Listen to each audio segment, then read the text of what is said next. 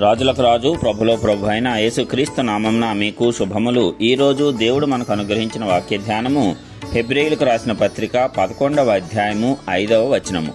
విశ్వాసమును బట్టి హనోకు మరణము చూడకుండునట్లు కొనిపోబడెను. అతడు కొనిపోబడక మునుపు దేవునికి ఇష్టుడై ఉండెనని సాక్ష్యం పొందెను. కాగా దేవుడు అతని కొనిపోయెను గనక అతడు కనబడలేదు. ప్రియులారా, ఈ వాక్య ధ్యానాన్ని మనం గమనించినట్లయితే విశ్వాసమునకు ఉన్నటువంటి శక్తి ఎంత బలమైనదో మనము చూడవచ్చు. ఇక్కడ హనోకు ఆదాము నుంచి 7వ వాడు. ఆ 7వ వాడైనటువంటి హనోకు దేవుని యందు విశ్వాసం ఉంచాడు. అతను 65 సంవత్సరాల వయస్సు నుంచి దేవుణ్ణి తెలుసుకొని దేవుణ్ణి అనుసరించి దేవునితో నడిచి 300 సంవత్సరాలు దేవునితో నడిచాడంట.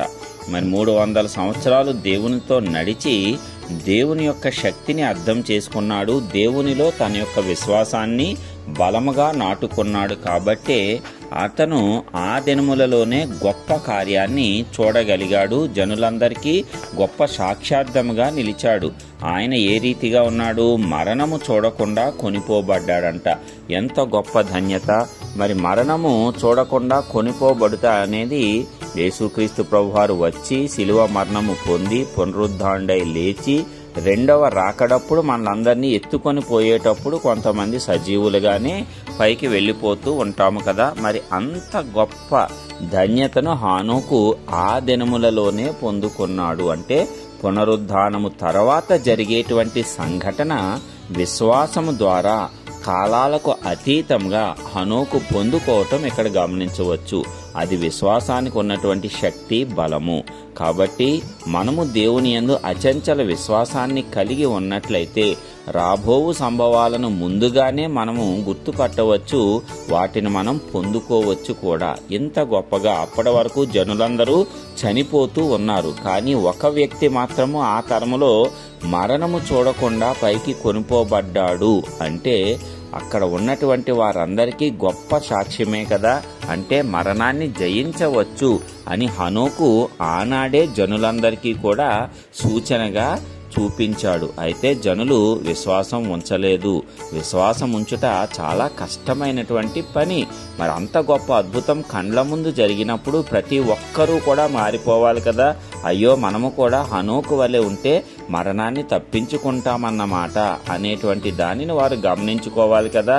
కానీ అలాగూ గమనించుకోలేదు. అట్లాగా ఇంకా వారి యొక్క స్వప్రవర్తనలు నడుస్తూనే మరణాన్ని కొని తెచ్చుకుంటూ జనులు ఇప్పటి వరకు కొనసాగుతున్నారు. అయితే అతడు కొనిపోబడక మునుపు దేవునికి ఇష్టుడుగా ఉన్నాడంట.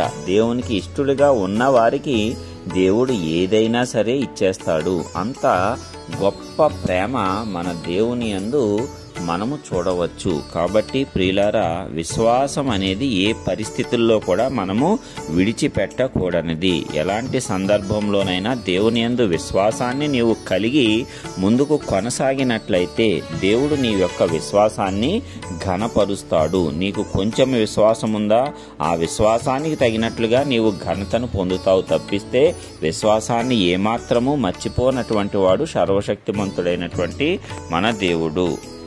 హనోకు యొక్క విశ్వాసము చాలా బలీయమైనది. కాబట్టే దేవుడు అంత గొప్ప బహుమానాన్ని ఇచ్చాడు. ఈ భూమి మీద మరణం అనేది లేకుండా చేసి ఆయనను తనతో పాటు తీసుకొని వెళ్ళాడు. విశ్వాసాన్ని ఘనపరిచేటువంటి దేవుని ఎడల మనము గనక ఆ విశ్వాసాన్ని కొనసాగించినట్లయితే ఇన్ని గొప్ప కార్యాలు చేయవచ్చు. మరి ఒక మనిషి మరణమే చూడకుండా పైకి కొనపడిపోయినప్పుడు విశ్వాసం ద్వారా నీకున్న అప్పులు పోవా, విశ్వాసం ద్వారా నీకున్న వ్యాధి రోగాలు పోవా, విశ్వాసం ద్వారా నీకున్నటువంటి కుటుంబ సమస్యలు పోవా. ఈ లోకంలో ఉన్న ఏ సమస్య అయినా సరే మరి మరణం కంటే పెద్దదా?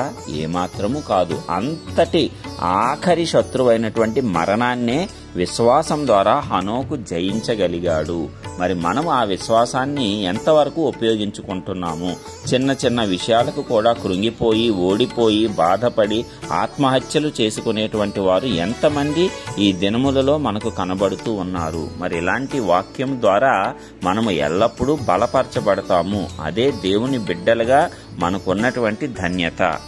అలాంటి విశ్వాసాన్ని కొనసాగించినప్పుడు మనము చిన్న చిన్న కష్టాలన్నిటినీ కూడా సులభంగా జయించగలము. ఎందుకంటే హనోకు మరణాన్నే జయించాడు. ఒక మనిషికి తీవ్రమైనది ఏమిటి?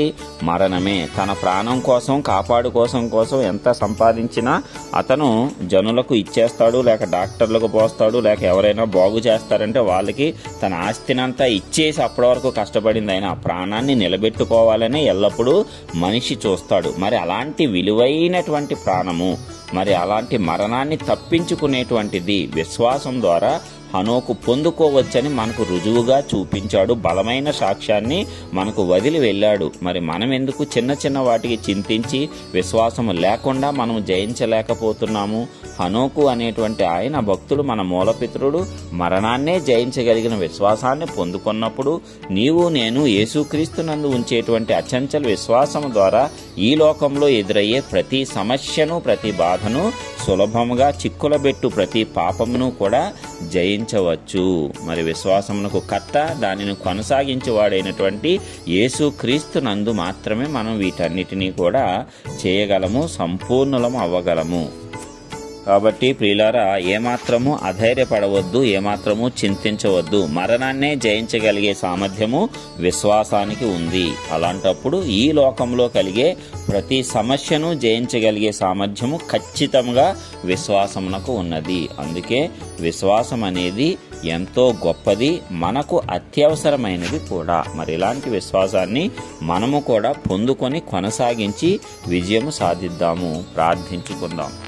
మహోన్నతుడా, సర్వశక్తిమంతుడా, మహాకృప కలిగినటువంటి మా ప్రియ పరలోకపు తండ్రి, నీ ఘనమైన నామానికి వందనములు. ఇదిగో ఈ దినమున నీవిచ్చిన వాక్యమును బట్టి నీకే స్తోత్రములు. మా పితరుడైనటువంటి హనోకు గారు ఏ రీతిగా నీ యందు విశ్వాసముంచి నీతో నడిచి నీ చేత ప్రేమించబడి ఇష్టపూర్వకంగా నీ చేత కొనిపోబడిన వాడే ఆనాడే మరణాన్ని జయించవచ్చు మనిషి అని రుజువుగా మాకు గొప్ప సాక్ష్యముగా కనపరిచాడు. దానిని నీవు గ్రంథస్థం చేయించి మాకు వినిపించి మేము దానిని అర్థం చేసుకునేలాగా చేసినందులకు నీకే స్తోత్రములయ్యా. మరి కాబట్టి ఈరోజు వాక్యం ద్వారా తిరిగి మాలో విశ్వాసం బలపడుతుంది, ధైర్యం వస్తుంది. మరి హనోకు దేవునితో నడవటం ద్వారా మరణాన్నే జయించగలిగినప్పుడు నీతో నడుస్తున్నటువంటి మేము ఈ లోకంలో ఏర్పడేటువంటి చిన్న చిన్న బాధలు, కష్టాలు, కొంచెము కాలం మాత్రం ఉండేటువంటి శ్రమలు, వీటన్నిటినీ కూడా మాకు నీ మీద ఉన్నటువంటి విశ్వాసం ద్వారా ఖచ్చితంగా జయించవచ్చు అని మరొకసారి జ్ఞాపకం చేసి మమ్మల్ని అందరినీ కూడా బలపరిచినందులకై నీకే స్తోత్రములు. మరి నీ వాక్యం ద్వారా మేము బలము తెచ్చుకున్నాము, మరలా తిరిగి విశ్వాసాన్ని పెంపొందించుకుంటాము. సన్నగిల్లిపోయినటువంటి మా విశ్వాసాన్ని పునరుద్ధరించుకొని ఏ విషయంలో అయితే మేము ఇబ్బందులు పడుతున్నామో, ఏవి మాకు శ్రమలుగా, శోధనలుగా కనబడుతూ మమ్మల్ని అత్యంత తీవ్రమైనటువంటి వేదనకు గురి చేస్తున్నాయో అలాంటి పరిస్థితులన్నిటినీ కూడా ఈ దినమునే మేము జయించటానికి నీ వాక్యం ద్వారా మేము విశ్వాసాన్ని పొందుకొని ఉన్నాము. దానిని నీవు మరొకసారి జ్ఞాపకము చేసినందులకై నీకు స్తోత్రములయ్యా. ఇదిగో విశ్వాసానికి అసాధ్యమైనది ఏదీ లేదు అని నీవు మరొక్కసారి మాకు జ్ఞాపకం చేశావు, మాకు రుజువు చూపించావు. మరి మా పితరుని ద్వారానే మాకు గొప్ప సాక్ష్యాన్ని నీవు కనుపరిచినందులకై నీకే వందనములు చెల్లించుకొంచున్నాం. ప్రతి ఒక్క బిడ్డ ఈ వాక్యం వింటున్న వారందరూ ఎక్కడెక్కడ ఏ ప్రాంతాల్లో ఉన్నా వారి విశ్వాసాన్ని తిరిగి పునరుద్ధరించుకొని నీ మీద నమ్మకాన్ని తిరిగి ఏర్పాటు చేసుకొని ధైర్యంగా ముందుకు సాగి ప్రతి ఒక్క కార్యాన్ని జయించటానికి విశ్వాసంలో దృఢపరిచి ఆశీర్వదించండి. గొప్ప గొప్ప సాక్ష్యాలు విశ్వాసం ద్వారా మేమందరము కూడా పొందుకొని నీ నామాన్ని ఘనపరిచేటట్లు నీవే మాకు అత్యంత గొప్పదైనటువంటి ఆ యొక్క విశ్వాసాన్ని బలముగా నాటించి ఆ విశ్వాసంలోనే మేము కొనసాగటానికి, విశ్వాసం నుంచి అధిక విశ్వాసానికి మేము ఎదగటానికి కూడా నీ కృపను చూపించి ఆశీర్వదించండి. మహిమ, ఘనత, ప్రభావములు నీకే ఆరోపిస్తూ యేసయ్య శ్రేష్టమైన నామం పేట ప్రార్థించి పొందుకొంచున్నాం పరలోకపు తండ్రి. ఆమేన్.